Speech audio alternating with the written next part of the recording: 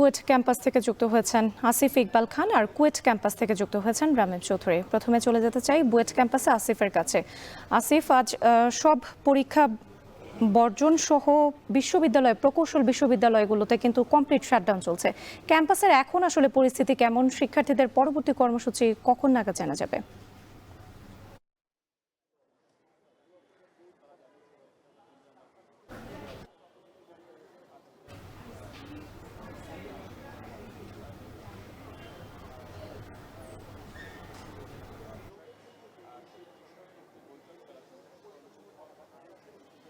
রাত্রি যে শাটডাউন কর্মসূচিটি আছে সেটি কিন্তু আসলে বুয়েট সহ সারা দেশের সব ক্যাম্পাসে কিন্তু চলছে।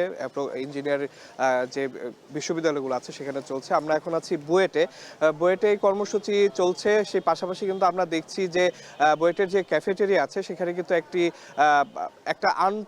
একটা বৈঠক চলছে শিক্ষার্থীদের মধ্যে, এবং সেখানে আমরা যতদূর জানতে পেরেছি বাংলাদেশের যত ইঞ্জিনিয়ারিং বিশ্ববিদ্যালয় রয়েছে সব বিশ্ববিদ্যালয়ের প্রতিনিধিরা উপস্থিত আছেন, এবং যারা উপস্থিত সরাসরি থাকতে পারছেন না তারা কিন্তু আমরা দেখেছি যে ভিডিও কলের মাধ্যমে কিন্তু আসলে এই বৈঠক উপস্থিত আছেন। এবং এই বৈঠকে আসলে কি বিষয়ে আলোচনা হচ্ছে বা আলোচ্য বিষয় কি সেটি নিয়ে কিন্তু আমরা তাৎক্ষণিকভাবে কিছু এখনো পর্যন্ত জানতে পারিনি। তবে আমরা যা ধারণা করছি যে তাদের যে পরবর্তী কর্মসূচি কি হবে সেটি কিন্তু আসলে এই বৈঠকে নির্ধারিত হবে। এর আগে আমরা একটু জানিয়ে রাখি, একটু আগের একটি বিষয় আমরা জানতে পেরেছি যে জ্বালানি উপদেষ্টা ফজল কবির খান যার নেতৃত্বে আসলে সভাপতিত্বে যে একটি কমিটি গঠন করা হয়েছে, সেই কমিটির কিন্তু একটি বৈঠক কিন্তু আজকে সচিবালয়ে আছে, যেটি 3টায় অনুষ্ঠিত হবে, এবং 3টার পরবর্তীতে কিন্তু এই বৈঠকের যে ফলাফল সেটি নিয়ে কিন্তু আমরা পূর্ব নির্ধারিত একটি বৈঠকের বা একটি সংবাদ সম্মেলনের কথা রয়েছে শিক্ষার্থীদের। সেটি কিন্তু আমরা জানি যে বিকাল 5টায় অনুষ্ঠিত হবে ইঞ্জিনিয়ারিং ইনস্টিটিউট থেকে। আসলে বলা যেতে পারে যে এই উপদেষ্টার সাথে শিক্ষার্থীদের বৈঠক এবং পরবর্তীতে যে সংবাদ সম্মেলন, সেখান থেকেই আসলে আমরা এই যে আন্দোলন বা এই যে কর্মসূচি প্রকৌশল বিশ্ববিদ্যালয় শিক্ষার্থীদের তার পরবর্তীটি জানতে পারবো। একটু জানিয়ে রাখি, আসলে প্রকৌশল বিশ্ববিদ্যালয় শিক্ষার্থীদের যে আন্দোলন, সেই আন্দোলন বা সেই কর্মসূচির আসলে 3টি দাবিতে।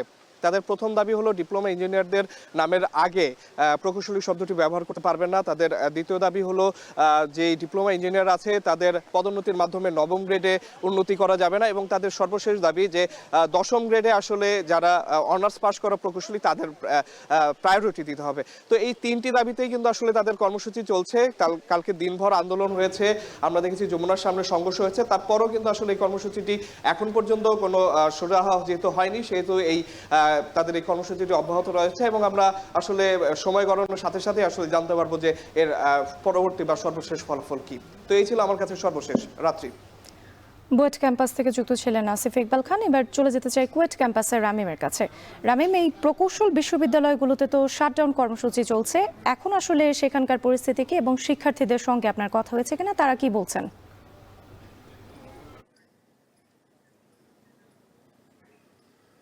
রাত্রি প্রকৌশল অধিকার আন্দোলনকারীরা যারা রয়েছেন তাদের ডাকা যে আজকে কমপ্লিট শাটডাউন কর্মসূচি, সেটি কিন্তু প্রভাব পড়েছে খুলনা প্রকৌশল ও প্রযুক্তি বিশ্ববিদ্যালয়ে।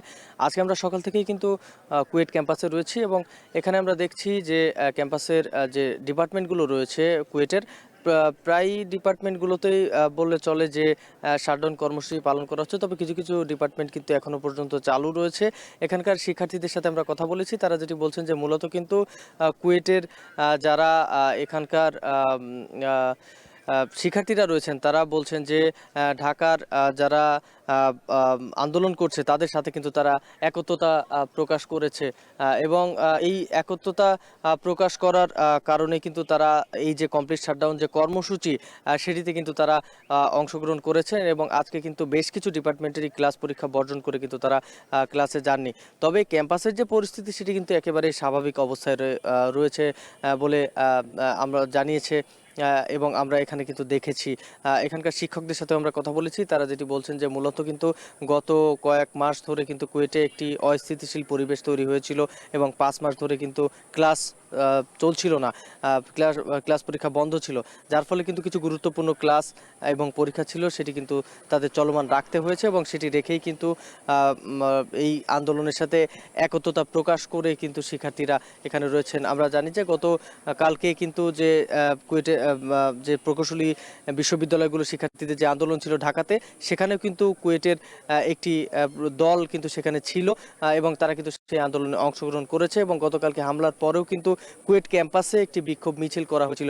তবে আজকে এখনো পর্যন্ত কিন্তু কোনো বিক্ষোভ মিছিল বা কোনো প্রকার কোনো আন্দোলন কিন্তু আমরা এখনো পর্যন্ত দেখিনি। তো সব মিলিয়ে বললে চলে যে কুয়েট ক্যাম্পাস কিন্তু এখনো স্বাভাবিক রয়েছে এবং তারা সকলে একত্রতা প্রকাশ করেছে ঢাকায় যারা আন্দোলন করছে। তো সব মিলিয়ে এই ছিল আমার কাছে কুয়েট ক্যাম্পাস থেকে সবশেষ খবর। রাত্রি। প্রকৌশল বিশ্ববিদ্যালয়গুলোতে চলছে কমপ্লিট শাটডাউন কর্মসূচি। এ নিয়ে বিস্তারিত জানাতে আমাদের সঙ্গে কুয়েট এবং বুয়েট ক্যাম্পাস থেকে যুক্ত ছিলেন সহকর্মীরা।